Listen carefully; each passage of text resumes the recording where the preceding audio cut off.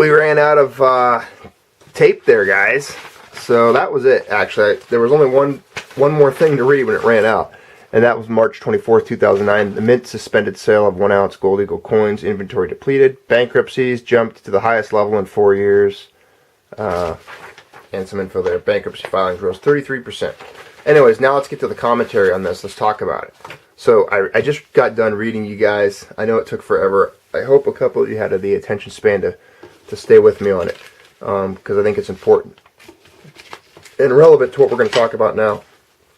I just got done basically reading you the entire history, some of the highlights of the meltdown. Okay? How do you guys feel about that? Was it boring? Was it stupid? Was it relevant? How old were you too young to know? Because I remember where I was during a lot of that, and was paying a lot of attention to the Asian markets at night, and it's really what set me off on the course. Even before that, on economics and reading about how all these events take place and why.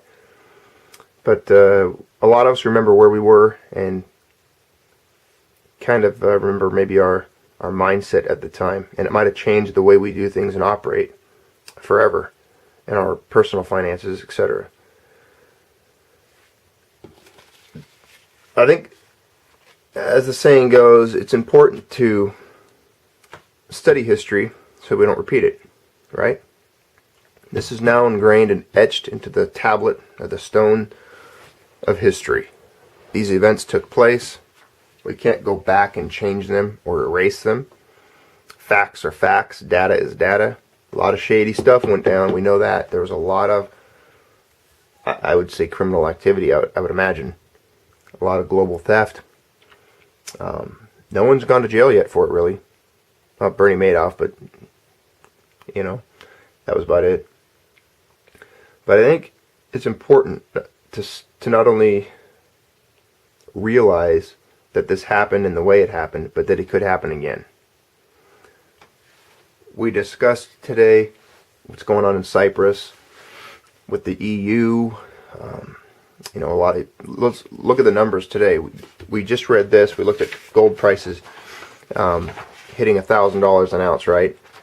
And that was a big deal back in '09 and everything. Well, look where gold's at today. 1611.70. Silver's at $29 an ounce there. Dollars at 82. Dollars come up a lot. What's an interesting fact now, the dollar has come up in light of things lately. And yet gold and silver are still clinging to these high valuations. What do you think is going to happen when the dollar starts to drop again and people, the world, whatever, investors lose faith with it? You'll see these prices punch up even further. But aside from that, we're not going to always just sit here and talk about gold and silver being valuable and you have to have it and we need to bet on it and bet on it. No, that's not what this is about. It's about jockeying yourself into position and putting yourself in the best possible position to be least impacted by these negative global economic events. Okay? These currency revaluations and restructurings. The people in Cyprus just lost 10% of their wealth. It was taken from them out of their bank accounts. Well, Americans went through something similar to this back in 1933 when Roosevelt banned gold and took gold and resold it and revalued it. The purchasing power of the dollar fell by over 60% in one day. So they took 60% of people's savings. 60% of people's savings in one day, and Americans really didn't do anything about it. They didn't care. It was all done under the guise of saving the economy. I guess what I'm trying to say is this could happen again, and it could happen a lot worse. Because let's look at it for a moment. Low interest, easy money, free credit, mass currency injections, that all helped lead to the meltdown that we discussed. The history of the meltdown. And what the central banks and the financial leaders did to curb this, to try to hem the problem in, to try to solve it, was they not only printed more currency, but they drove interest rates to zero, where they still hang out. Now the Fed's going to have a meeting this week. They're having a 2-day meeting with Ben Bernanke, and they're going to discuss interest rates, and most likely it's estimated they will keep them at 0. So the question then I'll ask you is, if things do go off the tracks and the wheels come off again with Europe, and then it extends into Asia, into the US, and we go into another global meltdown, which I don't even think this one's not even over yet. I mean, figure unemployment's still at 8% around there, 7% is what the government says, but we know it's higher than that. Inflation's running at the highest levels in a long time.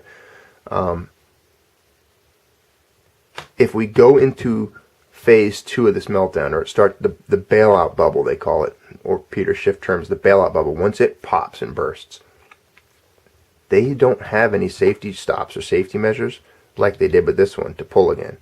They can't lower interest rates anymore to try to stop the problem, or to try to create a pause in the descent of the problem. They can't.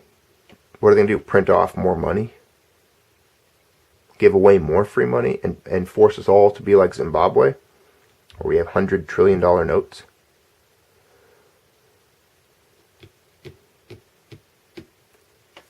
Some might even argue that this was just a tremor, that the initial meltdown that we went through was only the beginning of what could be an absolute global cataclysm of a meltdown. Now, I don't want to be called a Debbie Downer or negative Nancy or pessimist, okay? Sometimes reality is pessimistic. Sometimes reality is bad news. It's just the way it is. Just because you don't want to believe something's happening doesn't mean that it won't. So get prepared, keep reading, keep paying attention. Let's keep our eye on this. Keep the comments coming. Stay in touch. Thanks for subscribing. We'll keep talking about these kinds of things: economics, finances, money. Again, I'm not an expert on all this, so please don't think that I'm pretending to be. I'm merely a simple little citizen who's observing the world around him and talking about it with friends, you guys, etc. And I compute things in my mind, and I come to conclusions, and I make decisions based on information that I'm getting.